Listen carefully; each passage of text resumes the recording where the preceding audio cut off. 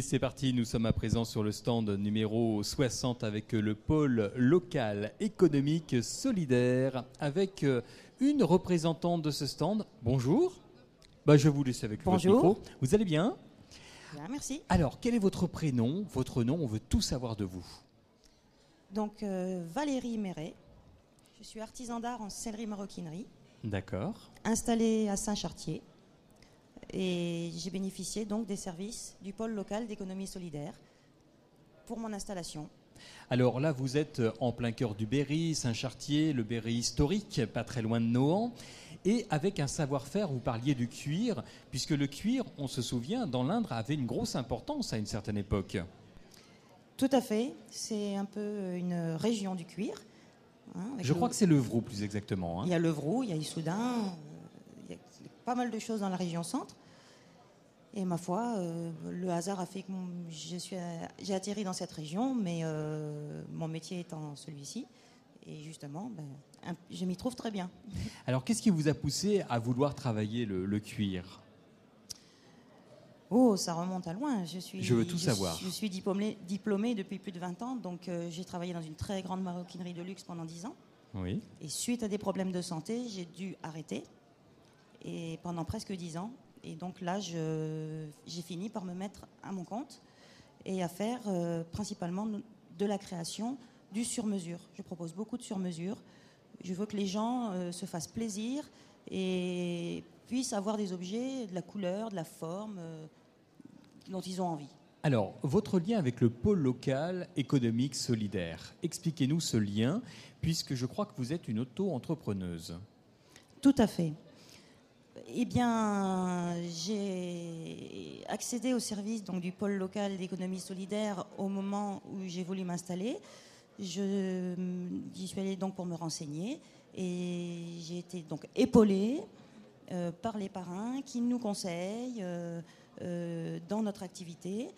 Nous avons aussi des formations qui nous sont proposées sur toutes sortes de sujets, allons-nous dire, aussi bien que ce soit de la gestion commerciale ou l'image de soi, enfin, pour pouvoir se débrouiller. Bien sûr.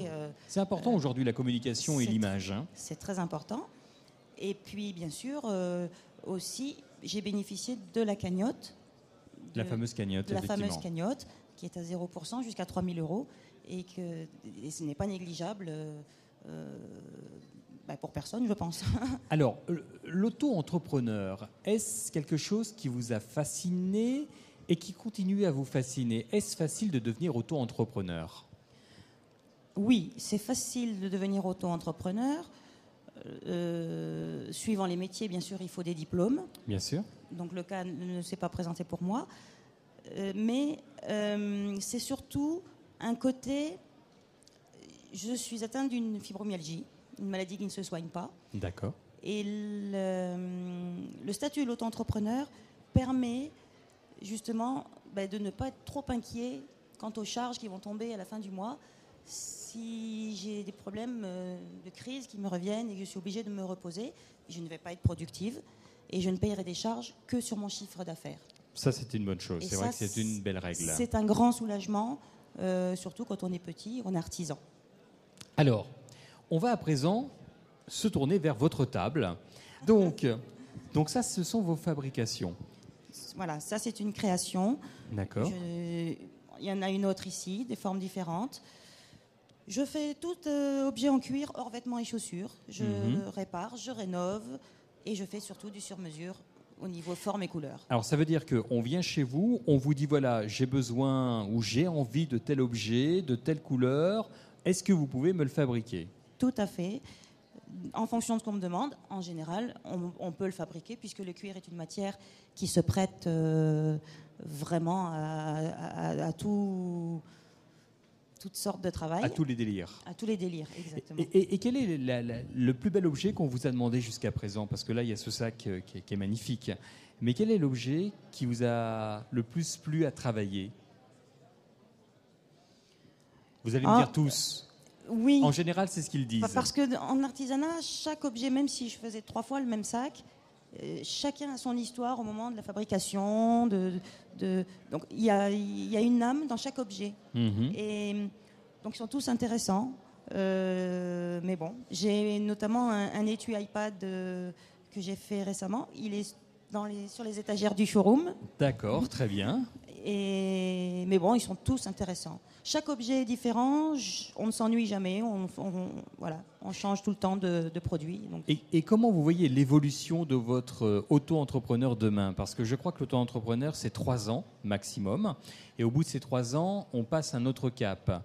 Comment vous commencez à visualiser votre avenir? Eh bien, pour moi, ça marche pas mal du tout. Tellement bien même qu'il va falloir que je prenne quelqu'un très prochainement. Et donc ce sera ma grande fille, puisqu'elle s'intéresse au métier depuis de longue date. Et quitte à former quelqu'un et apprendre quelqu'un, j'aime autant que ce soit elle. Donc elle est en formation avec moi depuis quelques mois. Encore l'année prochaine et pendant 2 ans, elle sera en stage. Je serai son maître de stage puisqu'elle va rentrer chez les compagnons. Ah, pas mal ça, très bonne école. Voilà. Et donc, nous travaillerons ensemble par la suite. Et là, nous avons un projet d'agrandissement, puisque nous sommes déjà trop à l'étroit. Eh bien, écoutez, merci Valérie, en tout cas, de ces quelques explications. On vous souhaite bonne route pour la suite. Et une adresse où l'on peut venir vous contacter, peut-être une adresse net ou un numéro de téléphone? Tout à fait. Donc, c'est la Sellerie Papillon, au lieu-dit La Forêt, à Saint-Chartier.